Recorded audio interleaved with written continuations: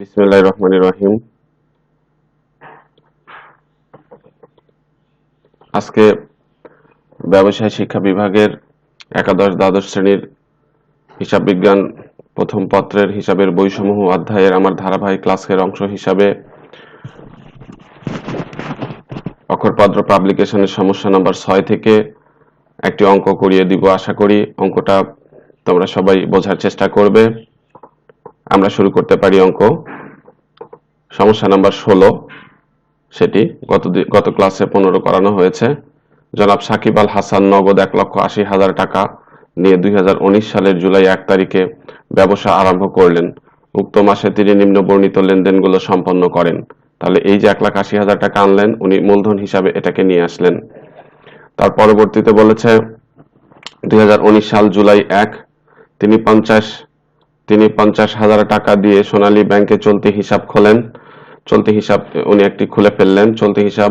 তারপরে বলেছে 5 তারিখে মাল ক্রয় 20,000 টাকা, কিন্তু নগদে পরিশোধ 2,000। 20,000 টাকার মাল কিনেছে, 2,000 টাকা নগদে দিয়েছে, মানে বাদ বাকি টাকাটা 18,000, সেটা বাকিতে মাল কিনেছে। মাল বিক্রয় 18,000 টাকা, তবে নগদ প্রাপ্ত 10,000।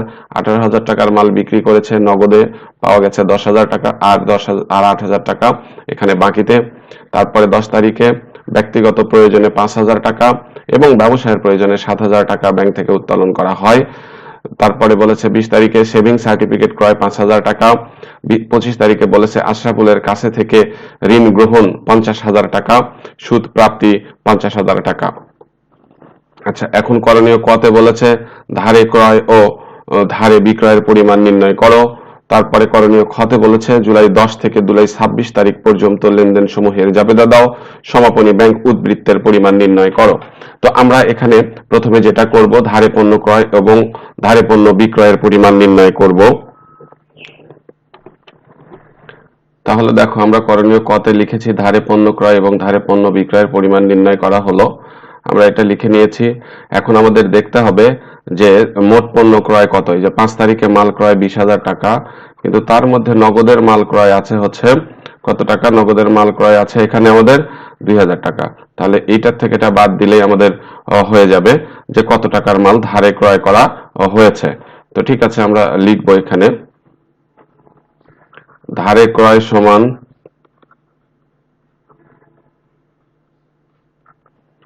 মোট ক্রয়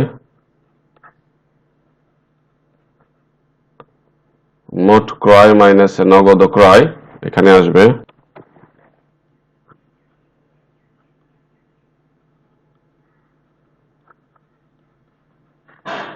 তো আমরা দেখলাম এখানে মোট ক্রয় ছিল 20,000 টাকা, তার মধ্যে 2,000 টাকা ছিল নগদে ক্রয়। তাহলে সেটা বাদ দিয়ে দিলেই আমাদের চলে আসবে ধারে ক্রয় 18,000 টাকা। এরপরে ধারে বিক্রয় সমান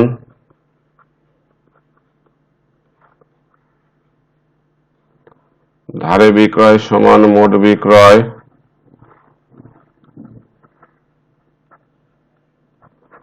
মাইনাস নগদ বিক্রয়। এখানে আমাদের মোট বিক্রয় আমরা দেখতে পাচ্ছি 8 তারিখে 18,000 টাকা, নগদ তার মধ্যে নগদ প্রাপ্ত 10,000 টাকা। 18,000 থেকে 10,000 টাকা আমরা বাদ দিয়ে দিব। 18,000 মাইনাস 10,000 আমরা যদি বাদ দিয়ে দেই তাহলে আমরা পাবো হচ্ছে 8,000 টাকা। এটা গেল করণীয় ক। এর পরবর্তীতে করণীয় খতে যা বলেছে সেটা আমাদের করতে হবে। আমরা এখানে লিখব করণীয় খ। করণীয় খতে যা চাইছে জুলাই 10 থেকে জুলাই 20 তারিখের লেনদেন সমূহের জাবেদা দাও। তাহলে আমরা লিখব জুলাই 10 থেকে জুলাই 10 থেকে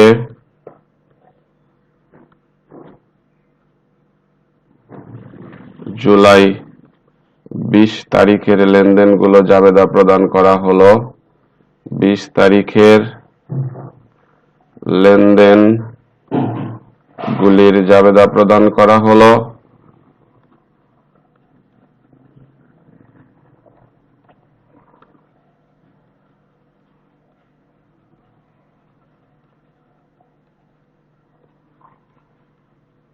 এর পরবর্তীতে এখন আমরা জাবেদার ছক করব।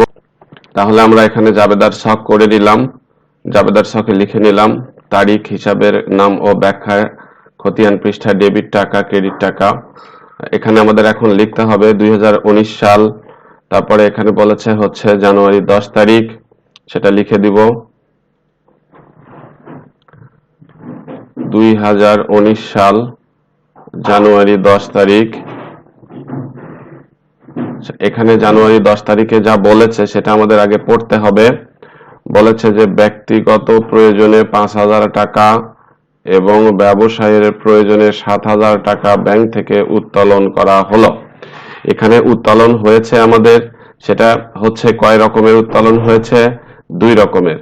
একটা হচ্ছে ব্যক্তিগত প্রয়োজনে উত্তোলন হয়েছে, আর একটা হয়েছে ব্যবসায়িক প্রয়োজনে। ধরে নিলাম এটা আমাদের একটা ব্যবসায় প্রতিষ্ঠান, এইটা হলো ব্যাংক, আর এইটা হলো মালিক। ব্যাংক থেকে 5,000 টাকা উঠে চলে আসছে মালিকের কাছে। 5,000 টাকা মালিকের কাছে ব্যাংক থেকে উঠে চলে আসছে। তাহলে মালিক যদি কোনো কিছু উত্তোলন করে সেটার জন্য উত্তোলন হয়। আচ্ছা, এখন তাহলে এই ব্যাংকে থেকে টাকা কি হয়ে গেল? তাহলে উত্তোলন কিন্তু বৃদ্ধি পেল। মালিক উত্তোলন করেছে, উত্তোলন বৃদ্ধি পেল, এবং ব্যাংক থেকে টাকা কি হয়ে গেল? এখানে কমে গেল। তাহলে ব্যাংক থেকে টাকা কমলো। উত্তোলন যদি বৃদ্ধি পায় তাহলে ডেবিট করতে হয়, এবং ব্যাংক হিসাব এটা একটা সম্পত্তিবাচক হিসাব। ব্যাংক যদি কমে যায় তাহলে সেই সম্পত্তি কমে গেল, তার মানে সেটাকে ক্রেডিট করতে হবে, অর্থাৎ জাবেদায় হবে উত্তোলন ডেবিট এবং ব্যাংক হলো কি ক্রেডিট। এইটা আমরা জাবেদায় লিখে ফেলবো। এখন ব্যাংক না লিখে এখানে প্রথমে 2টা জাবেদা হবে, তো আমরা এটা একটু লিখি যে উত্তোলন ডেবিট,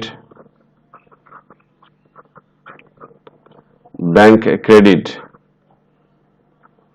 কত টাকার বলতো এখানে হয়েছে? মোট 5,000 টাকা। ব্যক্তিগত প্রয়োজনে উত্তোলন করেছে। ব্যক্তিগত প্রয়োজনে উত্তোলন করলে অবশ্যই উত্তোলন ডেবিট করতে হয়। লিখব ব্যক্তিগত প্রয়োজনে উত্তোলন করা হয়েছে।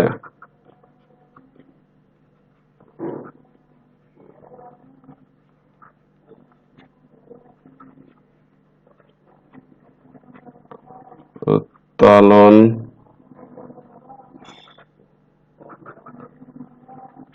করা হয়েছে। এর পরবর্তীতে দেখো আবার ওই 10 তারিখে আরো একটা এন্ট্রি আছে। এবারকার যে উত্তোলনটা হয়েছে এটা হলো ব্যবসায় প্রতিষ্ঠান, আমি ধরে নিয়েছি। প্রতিষ্ঠান থেকে ব্যাংক থেকে টাকা কমে গেছে, ঠিক কয় টাকা? 7,000 টাকা। ব্যাংক থেকে টাকা কমে প্রতিষ্ঠানে টাকাটা আসছে, মানে এই নগদান টাকা প্রতিষ্ঠানে বৃদ্ধি পাইছে, তাহলে এই সম্পত্তিটা ডেবিট হবে। আর এই যে ব্যাংকে যেটা ক্রেডিট ছিল আমাদের 7,000 টাকা ব্যাংকে জমানো ছিল, সেখান থেকে 7,000 টাকা কি হলো? ব্যাংকের হিসাব আমাদের হ্রাস পাইলো। তাহলে ব্যাংক সম্পত্তিবাচক হিসাব, তাহলে এই সম্পত্তি হ্রাস পাইলো, এটা হবে ক্রেডিট, এবং এই নগদান হিসাব বৃদ্ধি পাইলো, এটা হবে তাই ডেবিট। আমরা এখন এটা লিখব যে নগদান ডেবিট, ব্যাংক ক্রেডিট।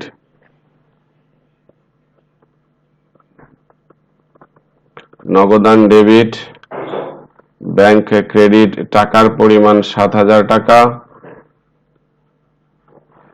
লিখব প্রতিষ্ঠানের প্রয়োজনে ব্যাংক থেকে উত্তোলন করা হয়েছে।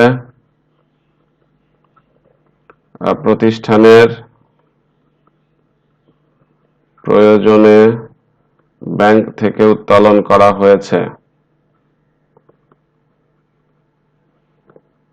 ব্যাংক থেকে উত্তোলন করা হয়েছে। আমরা এটা এখানে দিয়ে দিলাম।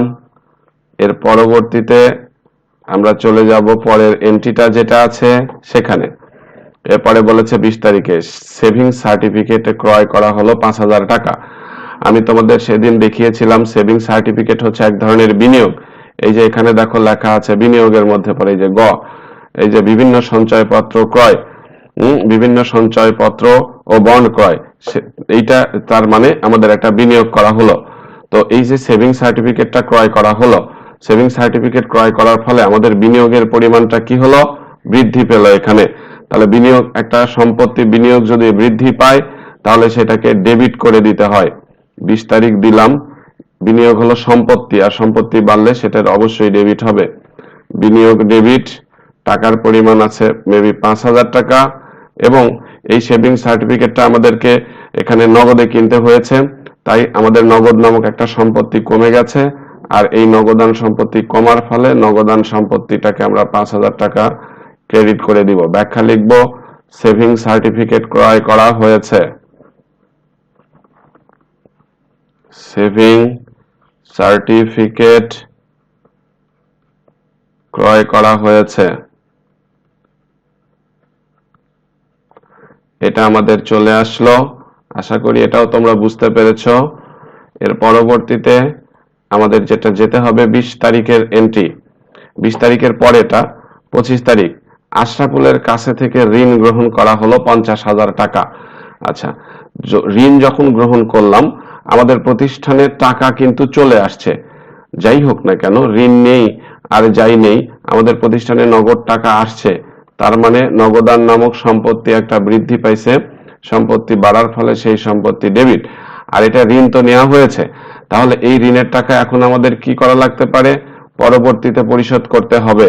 এবং যে টাকা পরিশোধ করতে হবে সেক্ষেত্রে সেটা একটা দায়, অর্থাৎ এখানে ঋণ বেড়ে গেছে 50,000 টাকা, তাহলে এই দায় বৃদ্ধির ফলে এই দায়কে আমরা ক্রেডিট করে দিলাম। আমরা জানি দায় বৃদ্ধি পেলে হয় ক্রেডিট। এখানে লিখব ঋণ গ্রহণ করা হয়েছে।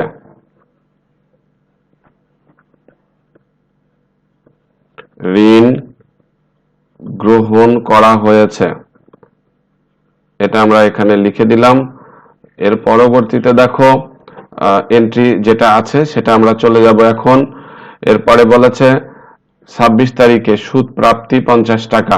আচ্ছা, সুদ যখন পাওয়া গেল 50 টাকা, তো আমাদের সুদ তো অবশ্যই নগদে পাওয়া গেল, তাহলে নগদ টাকা প্রতিষ্ঠানে বেড়ে গেল, তাহলে নগদ নামক সম্পত্তি বাড়লো সুদ প্রাপ্তির ফলে, তাহলে নগদান হবে আমাদের ডেবিট টাকা 50, সম্পদ যেহেতু বাড়ছে এবং সুদ পাওয়া গেছে, এটা কিন্তু সুদ একটা আয়, তাহলে আয় যদি বৃদ্ধি পায় সেই আয়কে ক্রেডিট করতে হয় 50 টাকার। এখানে লিখব নগদে সুদ পাওয়া গেছে, নগদে সুদ পাওয়া গেল।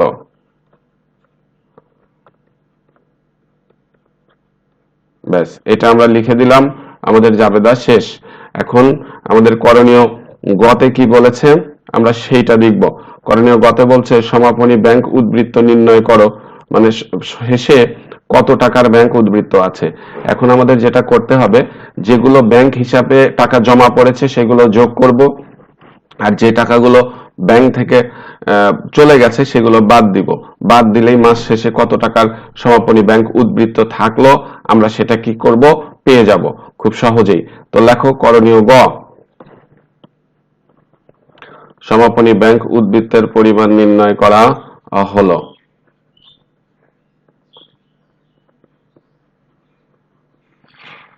সমাপনী ব্যাংক উদ্বৃত্তের পরিমাণ নির্ণয় করা হলো।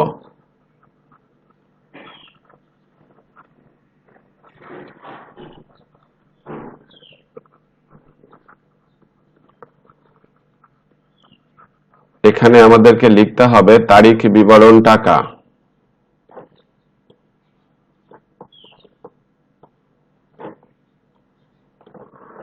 তারিখ বিবরণ টাকা আমরা এটা এখানে লিখে নিব।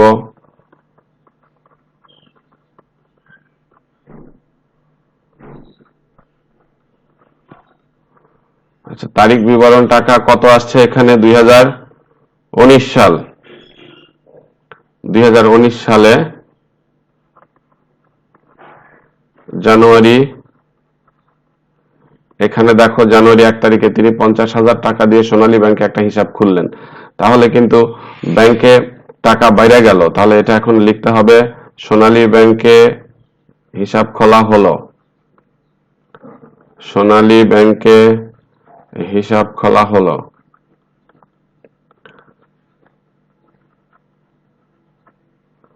এখানে কত টাকার হিসাব খুললো? 50,000 টাকা, এটা বেড়ে গেল ব্যাংকের টাকা। আচ্ছা, এরপরে দেখো বলেছে এই যে 10 তারিখে ব্যক্তিগত প্রয়োজনে 5,000 টাকা এবং ব্যবসায়ের প্রয়োজনে 7,000 টাকা ব্যাংক থেকে উত্তোলন করলো। তার মানে এইটার কারণে টাকা আমার কমে গেল 7 আর 5 12,000 টাকা। তাহলে এটা এখান থেকে কি করতে হবে? বাদ দিতে হবে এবং তারিখটা কত? 10 তারিখ। তাহলে এখানে লিখবো জানুয়ারির 10 তারিখ, এইভাবে একটু এখানে লিখেই দেবো একবারে, বাদ ব্যক্তিগত ও প্রতিষ্ঠানের প্রয়োজনে ব্যাংক থেকে উত্তোলন, প্রতিষ্ঠানের প্রয়োজনে ব্যাংক থেকে উত্তোলন।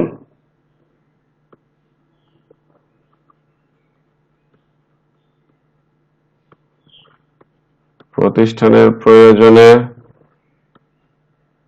ব্যাংক থেকে উত্তোলন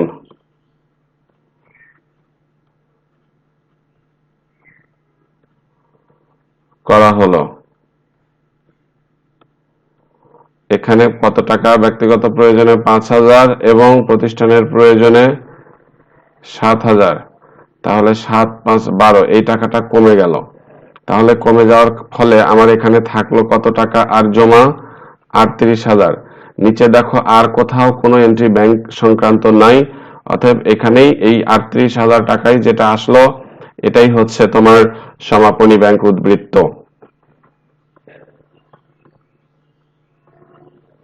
সমাপনী ব্যাংক উদ্বৃত্ত। আমাদের এই অঙ্কটা শেষ হয়ে গেল। সুপ্রিয় শিক্ষার্থী ভাই বোনেরা, তোমরা এইভাবে অঙ্কগুলো, প্রতি ক্লাসের অঙ্কগুলো যদি দেখো এবং এই চ্যানেলটাকে সাবস্ক্রাইব করে রাখো, তাহলে যখন আবার আমি নতুন করে ক্লাস দিব তখন তোমরা সঙ্গে সঙ্গে এই ক্লাসটা পেয়ে যাবে। এবং আমি চেষ্টা করব একদিন পর পর তোমাদের একটা করে অঙ্ক করে দিতে। যদি এইভাবে অঙ্ক করতে থাকি আমরা এবং তোমরা যদি এটা সঙ্গে সঙ্গে অঙ্কটা করো বাসায়, তাহলে দেখা যাবে যে আমাদের পরীক্ষার জন্য কোনো টেনশন করতে হবে না এই করোনাকালীন সময়ে, এবং পরবর্তী যে কোনো সময়েই এই অঙ্কগুলো ধারাবাহিকভাবে করলে আশা করি তোমরা পরীক্ষায় ভালো ফলাফল করতে পারবে। তোমাদের প্রতি এই আশাবাদ ব্যক্ত রেখে আমি আজকের মতো এই ক্লাসটা এখানেই শেষ করছি। আল্লাহ হাফেজ।